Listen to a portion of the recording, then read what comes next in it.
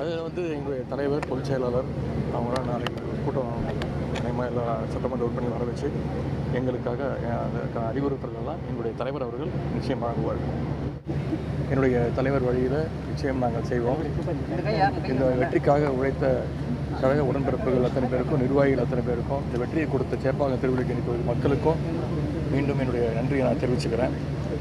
அதுமாதிரி தமிழ்நாட்டு மக்கள் ஒரு முடிவு எடுத்திருக்கிறாங்க, தீர்ப்பு கொடுத்துருக்குறாங்க.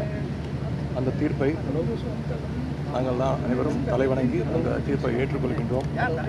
நேரத்தில் வெற்றி பெற்ற அனைத்து சட்டமன்ற உறுப்பினர்களுக்கும், புதுசாக பொறுப்பேற்கக்கூடிய அரசிற்கும் என்னுடைய வாழ்த்துக்களை நாங்கள் தெரிவிச்சுக்கிறோம். 2வது முறையாக வாக்களிச்சிருக்கிறாங்க. அவங்களுக்கு என்னுடைய நன்றியை தெரிவிச்சுக்கிறேன். நிச்சயம் அவங்களுடைய தேவைகளை பூர்த்தி செய்கின்ற ஒரு நல்ல சட்டமன்ற உறுப்பினராக ஏற்கனவே பணியாற்றின. இந்த முறை மேலும் பணியாற்றுவதற்கு என்னுடைய தலைவர் வழியில், அவருடைய வழிகாட்டுதலில் எங்களுடைய பணிகள் இருக்கும்.